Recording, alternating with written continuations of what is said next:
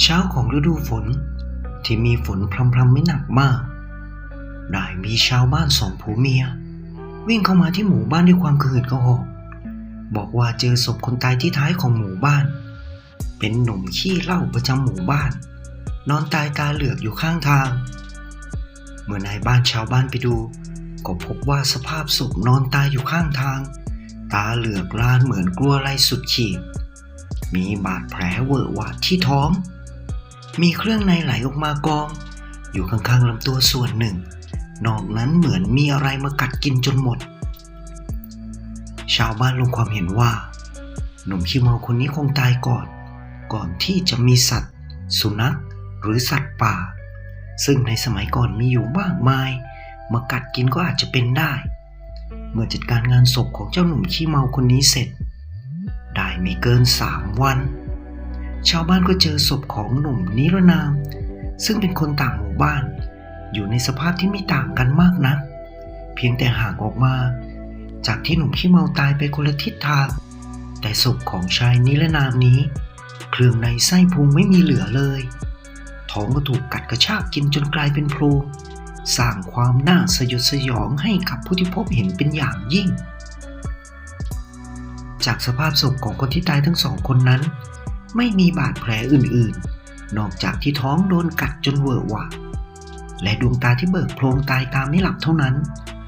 จึงทำให้ทุกคนไม่รู้ว่าทั้งสองเป็นอะไรตายและอะไรมากัดท้องกินเครื่องในจนหมดเช่นนี้การตายของสองหนุ่มสร้างความหวาดกลัวให้กับชาวบ้านเป็นอันมากถึงขั้นห้ามไม่ให้ลูกหลานออกจากบ้านตอนค่ำคืนเลยทีเดียวครับมึงว่าพวกมันเป็นอะไรตายวะชาวบ้านคนหนึ่งพูดขึ้นเพื่อนของเขาก็ตอบไปว่าไม่รู้ว่ะรู้แต่ว่ามันต้องไม่ธรรมดาอย่างแน่นอนมึงว่ามะทุกคนได้แต่นิ่งอึ้ง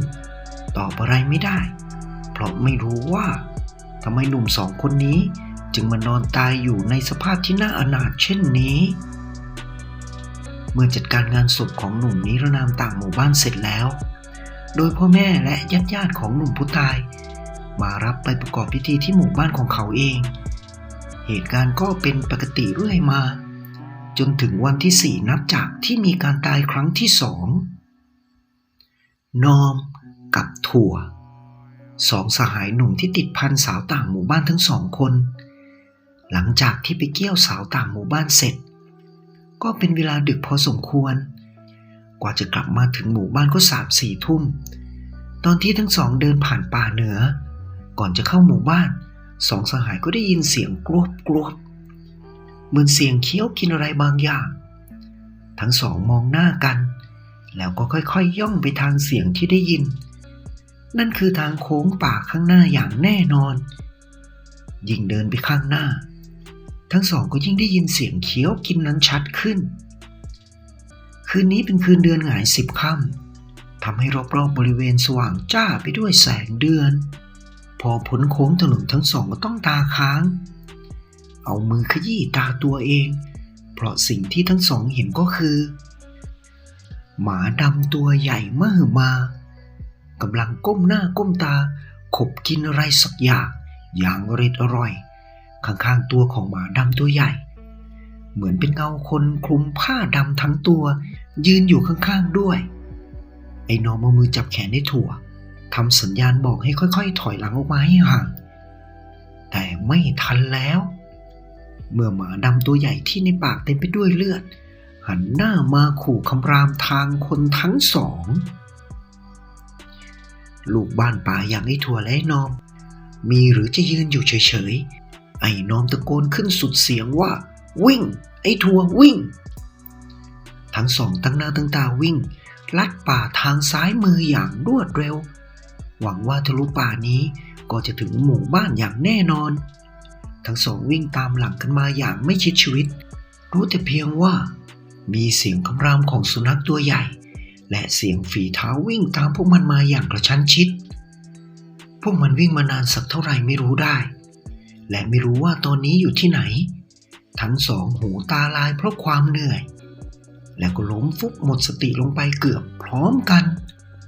หูของทั้งสองยังแว่วๆเสียงขู่คำรามของสุนัขตัวใหญ่แว่วๆเข้ามาในโสตประสาทของพวกเขาก่อนที่จะสิ้นสติไปในที่สุดครับทั้งสองสะดุ้งตื่นมาตอนเช้าเมื่อมีชาวบ้านออกไปไร่นามาพบเข้าแล้วก็เข้ามาปลุก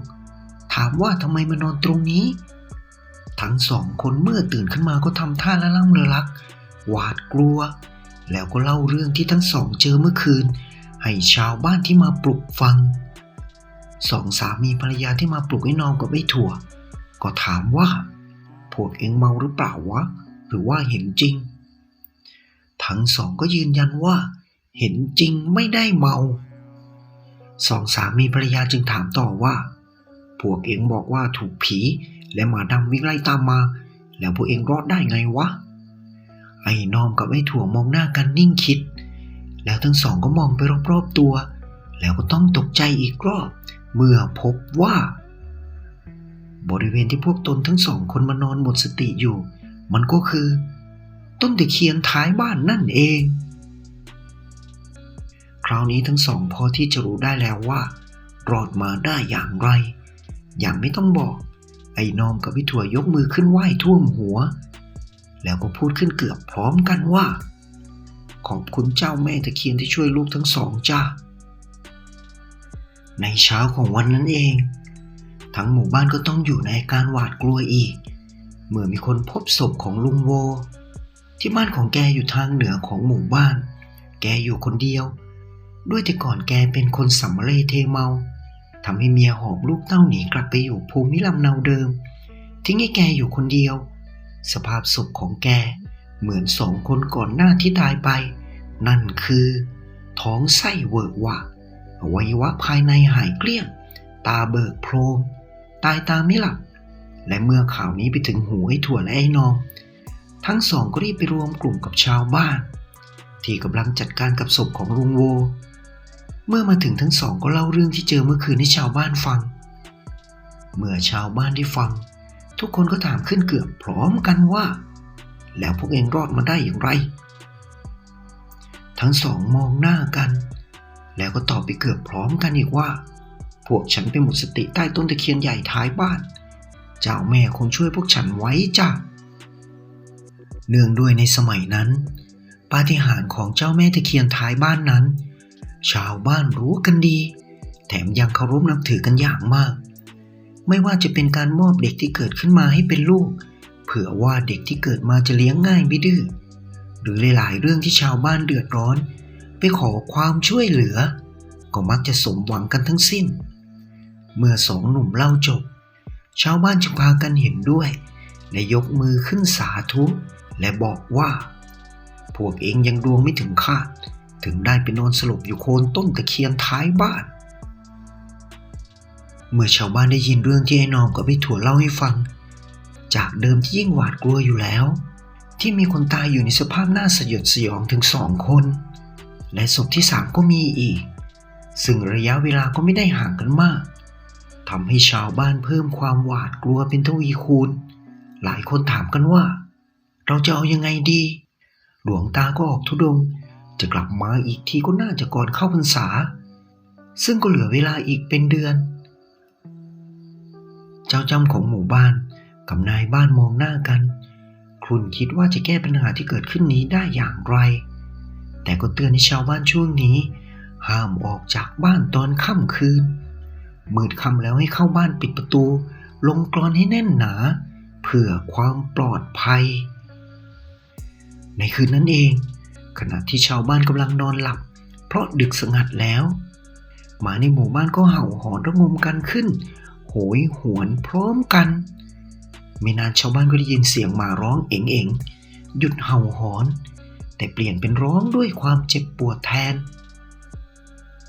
ไม่นานเสียงหมาเหล่านั้นก็เงียบหายสนิทไปกลับเข้าสู่ความเงียบของรัตติการรุ่งเช้าชาวบ้านก็ต้องตกใจขวัญผวากันอีกรอบเพราะว่ามีศพหมานอนตายกันเป็น10ระเกะระกะเกลื่อนไปหมดสภาพของหมาแต่ละตัวนั้นท้องไส้เวอะหวะอวัยวะภายในหายเกลี้ยงไม่มีเหลือเอาไงดีเจ้าจ้ ชาวบ้านคนหนึ่งถามขึ้นพวกเราต้องรอหลวงพ่อกลับมาจากธุดงค์เจ้าจ้ำตอบในระหว่างนี้ทุกคนขับมืดเข้าบ้านปิดประตูให้แน่นหนาอย่าได้ออกมาจากบ้านเด็ดขาดไม่ว่าจะมีอะไรก็ขอให้อยู่แต่ในบ้านจะปลอดภัยที่สุดนายบ้านพูดเสริมขึ้นชาวบ้านช่วยกันเอาซากหมาไปฝังเพื่อไม่ให้ส่งกลิ่นรบกวนได้และในคืนนั้นตอนดึกสงัดบรรยากาศเงียบจนผิดปกติแม้แต่แมลงตัวเล็กตัวน้อยก็ไม่ร้องกล่อมไพรในยามราตรีเหมือนที่เคยณบ้านของลุงเสงและป้าครามที่คอกวัวควายข้างบ้านวัวควายร้องโมโมเหมือนมันตกใจกลัวอะไรสักอย่างลุงเสงป้าครามไอ้น้อยและไอ้นายลูกชาย2 คนที่โตเป็นหนุ่มแล้วของแกมองหน้ากัน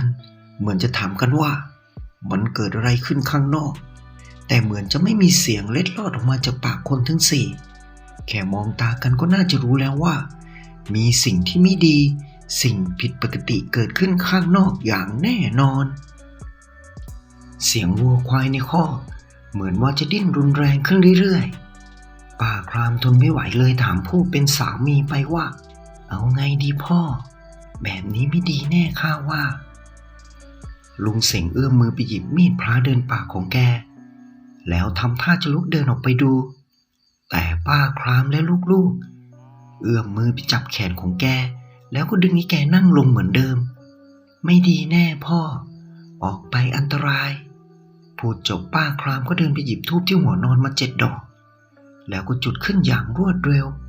อธิษฐานจรดหน้าผากแล้วนำไปปักไว้กระถางธูปบนหัวนอนลุงเสงและลูกๆมองดูอย่างงงๆถามขึ้นพร้อมกันว่าแม่ทำอะไรเหรอป้าครามจ้องหน้าผู้เป็นสามีและลูกๆพร้อมกับพูดขึ้นว่าข้าขอให้เจ้าแม่ตะเคียนช่วยเพราะไม่รู้ว่าจะพึ่งใครได้แล้วเผื่อเจ้าแม่เมตตาพวกเราขนาดไอ้นอมกับพี่ถั่วยังรอดเลยป้าครามพูดพร้อมกับยกมือขึ้นพนมไหว้แล้วทั้ง4 คนก็ต้องสะดุ้งสุดตัวเมื่อวัวควายในคอกเหมือนจะดิ้นรุนแรงขึ้นพร้อมกับมีเสียงร้องมอๆด้วยความเจ็บปวดรวดร้าวลุงเสงลุกพรวดพลาดขึ้นหยิบมีดพระกับคบใต้เปิดประตูออกไปอย่างรวดเร็วจนลูกและเมียห้ามไว้ไม่ทันไหนๆก็ไหนๆแล้วลูกชายทั้ง2กับป้าครามก็วิ่งตามลุงเสงออกไปติดๆภาพที่คนทั้ง4เห็นอยู่ข้างหน้านั้นมันทำให้ร่างกายเย็นเยือกเหมือนอยู่ในห้องแช่แข็งก็ไม่ปานภาพหมาใหญ่สีดำปากแดงโตเท่ากับวัวควายรุ่นๆก็ไม่ปานยืนเหยียบคล่อมร่างของควายวัยรุ่นในคอกของแกกำลังจะใช้ปากกัดที่บริเวณท้องของควายแต่เมื่อทั้ง4 คนวิ่งออกมาทำให้มันหยุดชะงักแล้วก็หันมามองทางคนทั้ง4แยกเขี้ยวแต่ไม่มีเสียงใดๆออกมาจากปากของมันเห็นแต่ปากสีแดงฉานยังกระเลือดและฟันสีขาววาววับดูน่าสยดสยองยิ่งนักเจ้าควายวัยรุ่นที่ล้มนอนอยู่ได้โอกาสก็สะบัดตัว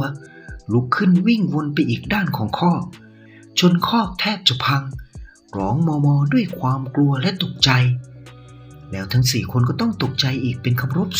2เมื่อข้างคอกวัวควายนั้น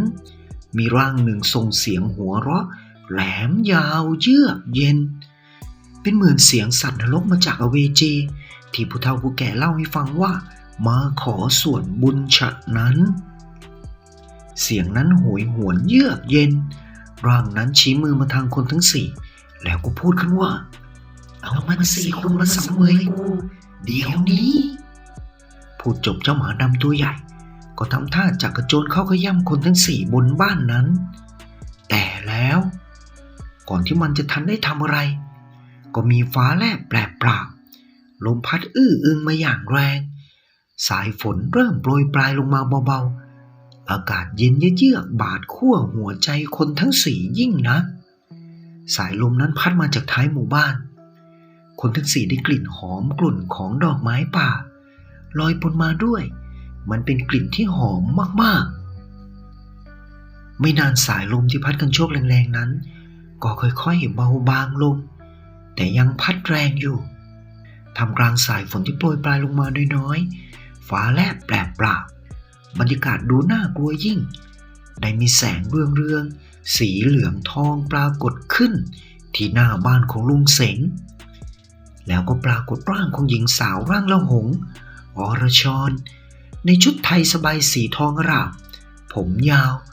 หน้าตาสวยสดงดงามเป็นอย่างยิ่งปรากฏขึ้นในแสงนั้นทั้งสี่คนนั่งคุกเข่าลงโดยอัตโนมัติอุทานออกมาพร้อมกันว่าเจ้าแม่ตะเคียนเจ้าแม่ตะเคียนชี้มือไปทางอมนุษย์ชุดดำกับหมาดำปีศาจตัวใหญ่มือมานั้นพร้อมกับพูดด้วยเสียงเกลี้ยวกล่อมว่าออกไป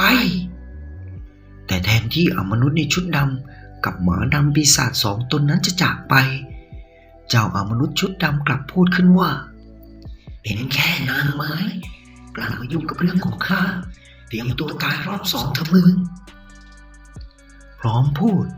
อมนุษย์ชุดดำกับหมาดำปีศาจตัวใหญ่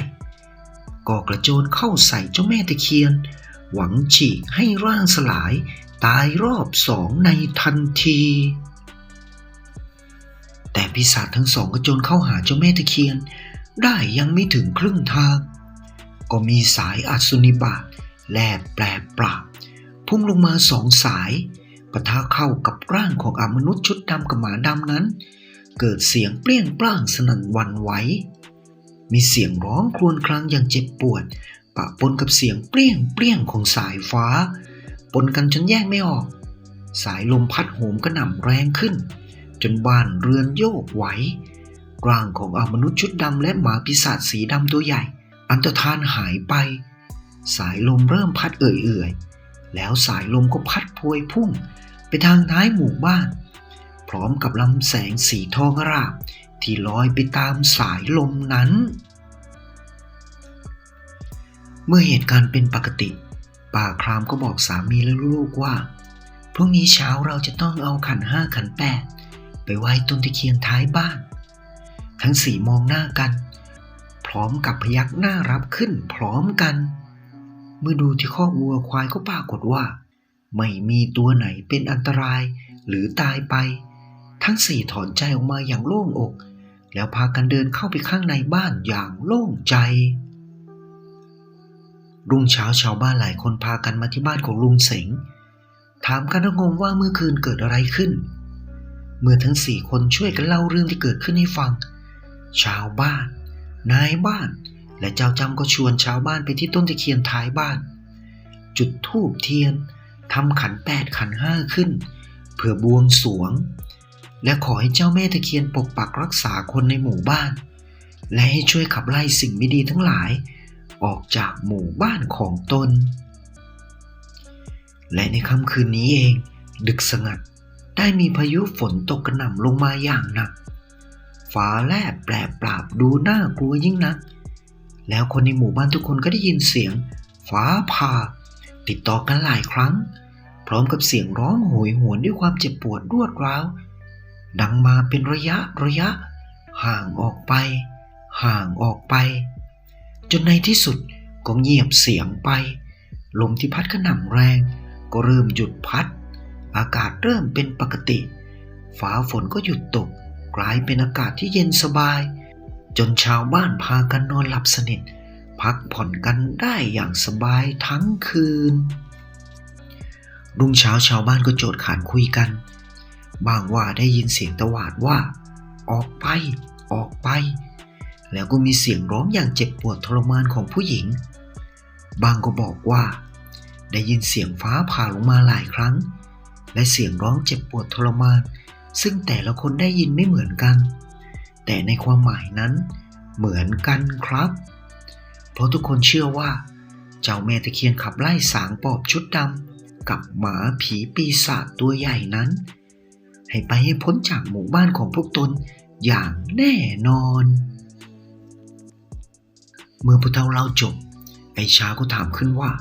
ใครเล่าให้ผู้เฒ่าฟังหรอจึงได้รู้เรื่องละเอียดนักผู้เฒ่ามองหน้าไอ้ชาหัวเราะแล้วก็ตอบว่าพวกแกว่าข้าชื่ออะไรล่ะชื่อตานาย ไอชารีบตอบอย่างรวดเร็วพี่ข้าล่ะก็ตาน้อยไงเมื่อไอชาตอบคำถามของผู้เฒ่าอย่างรวดเร็วเหมือนกับว่าจะกลัวใครแย่งตอบจบผมกับไอชาก็มองหน้ากันแล้วก็พูดขึ้นเกือบพร้อมกันว่าผู้เฒ่าเป็นลูกชายลุงเสงพวกเราทั้ง3 คนมองหน้ากันแล้วก็หัวเราะออกมาดังๆพร้อมกันอย่างมีความสุขคลิปหน้าผมจะนำเรื่องเล่าดีๆสนุกๆหลอนๆมาเล่าให้ฟังอีกนะครับ